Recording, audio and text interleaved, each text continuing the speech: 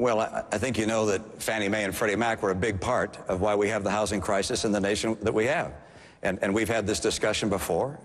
Speaker Gingrich was hired by Freddie Mac to promote them, to influence other people throughout Washington, encouraging them to not to dismantle these two entities. I think that was an enormous mistake.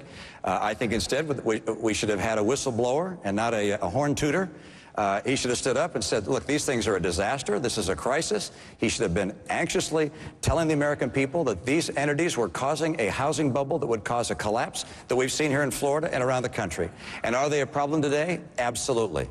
They're offering mortgages, again, to people who can't possibly repay them. We're creating another housing bubble, which will hurt the American people. The right course for our housing industry is to get people back to work so they can buy homes again.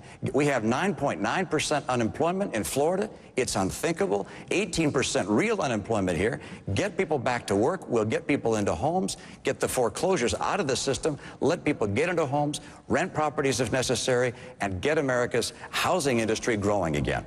Speaker Gingrich. Let me start by saying Florida is one of the 2 or 3 most hard-hit states on foreclosures.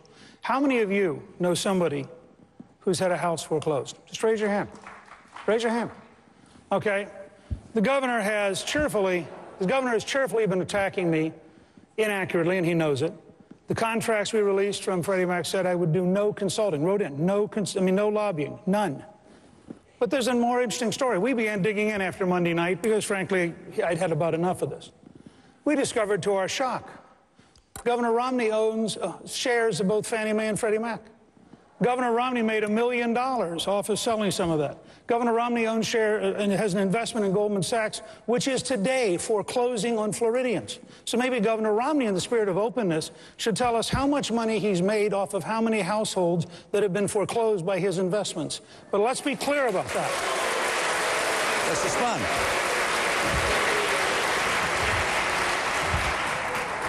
First of all, my investments are not made by me. My investments for the last 10 years have been in a blind trust, managed by a trustee. Secondly, the investments that they made, we've learned about this as we made our financial disclosure, have been in mutual funds and bonds. I don't own stock in either Fannie Mae or Freddie Mac. There are bonds that the investor has held through mutual funds. And Mr. Speaker, I know that sounds like an enormous revelation, but have you checked your own investments? You also have investments through mutual funds that also invest in Fannie Mae and Freddie Mac. Right.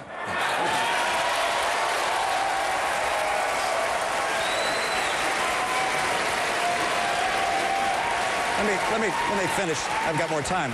Let me just continue. There's a big difference between buying like U.S. savings bonds and getting a return.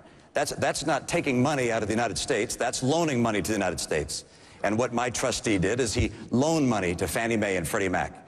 And they got paid interest, of course, just like if you buy U.S. savings bonds. But what the Speaker did was to work as a spokesman to promote Fannie Mae and Freddie Mac, to protect them from those people that wanted to take them down. He got paid $1.6 million to do that. He said his first contract indicated there'd be no lobbying. But his second contract didn't have that prescription taken out of it. And so you have to ask yourself, why is that? What he was doing was clearly promoting Fannie Mae and Freddie Mac, in this case Freddie Mac, to the tune of $1.6 million. That is one of the reasons we're in the trouble we're in. Go ahead. Well, first of all, you'll notice that the governor wasn't aware of the ad he was running. He's not aware of the investments that were being made in his name. Of course, I can't. That's a blind trust. And to compare my investments with his is like comparing a tiny mouse with a giant elephant. The fact is that there is a very substantial question. You didn't give any instructions to say, gee, let's not do this or let's not do that. You're very quick to draw the widest possible exaggeration.